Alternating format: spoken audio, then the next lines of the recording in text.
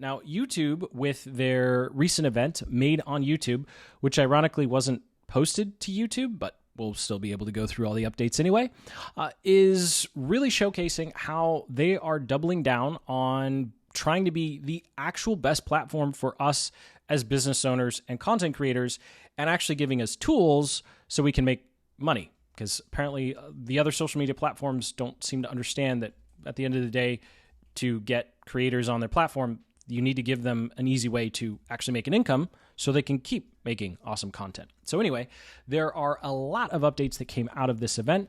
So we'll rapid fire through the ones that are just kind of meh, and then jump into the few that I think are really going to matter and telegraph exactly where YouTube is trying to go with all of these updates.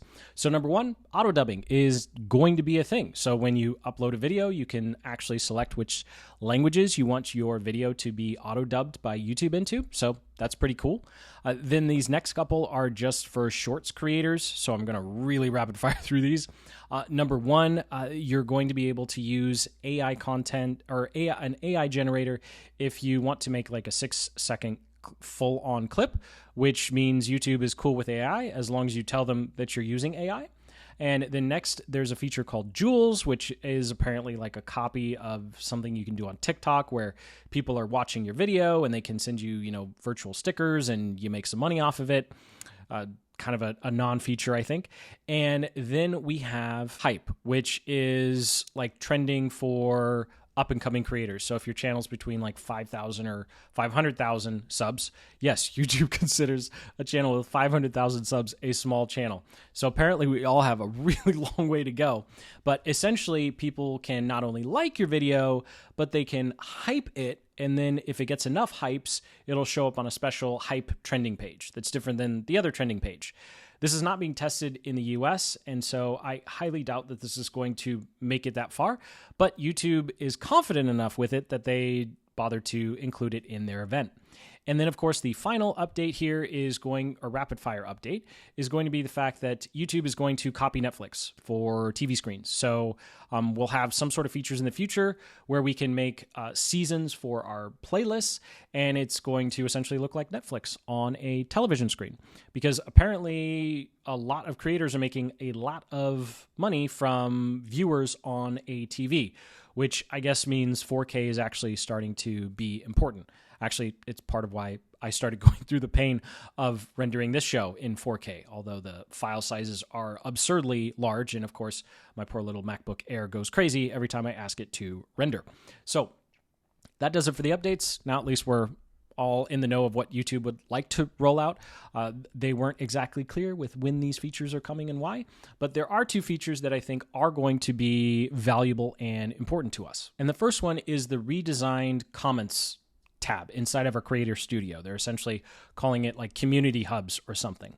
And so what I think this is doing is this is telegraphing to everyone that YouTube wants to be the central place for not only your public YouTube videos or whatever, but also your paid content and your communities as well. Because with the launch of communities, they've essentially copied Facebook and LinkedIn groups. Like that's pretty much what it is. Like, you know what a Facebook group is? So we probably know what the YouTube communities is going to look like as well. And so what I think this is doing is this is telegraphing to everybody that YouTube wants to be the central place for our content and our communities and our digital products, as long as it's a video format, right?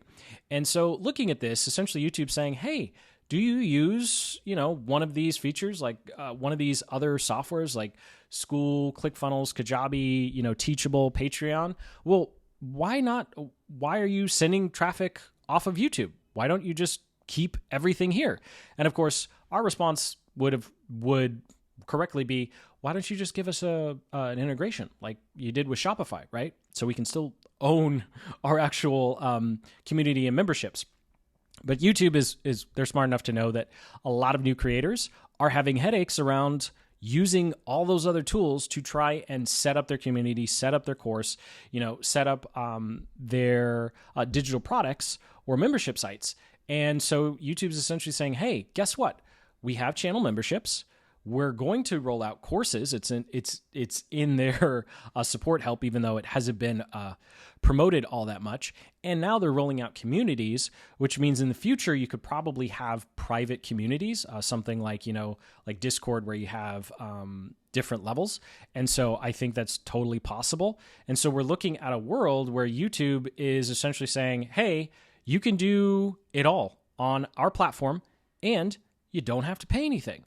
And for a new creator, that is actually awesome, because I can tell you from personal experience, trying to set up a membership site using WordPress, MemberPress, MemberMouse, OptimizePress. I tried all of them in 2017 to 18, and I was brand new, right? I'm working part-time on this business. I'm brand new. I have like 15, 20 hours a week, absolute max, and I'm spending 10 of it like trying to figure out WordPress. This is an absolute game changer, because as a new creator or business owner, you can now just use all the YouTube stuff and you don't have to worry about any of that. Of course, there's a little asterisk here. Number one, they are going to take their cut, right? They do need to get paid. So they're going to take the standard 30%, which, given all of the stuff that they do for you, especially since you're saying, hey, I don't have to deal with merchant accounts, I don't have to deal with chargebacks, with customer support, like Google's going to fight for you on people asking for refunds on your courses. This is, or I should say YouTube, this is pretty awesome. Now, do I think that if you have been doing this for a year or two, that you should leave the platforms that you've already set up and go all in on YouTube? Well, of course not, right? There is some problems in having all of your eggs in one basket.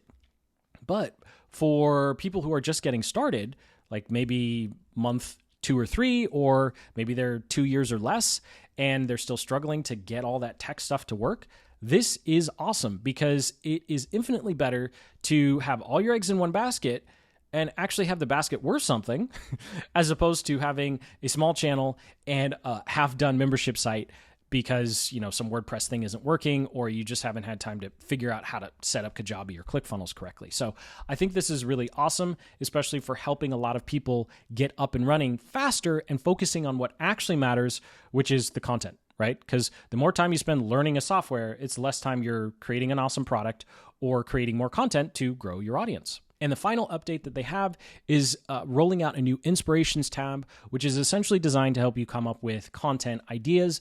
I think this has the potential to actually be helpful, because hypothetically, it should be looking at your YouTube data, and it can use other YouTube data to figure out what it should, or what it suggests as a content idea.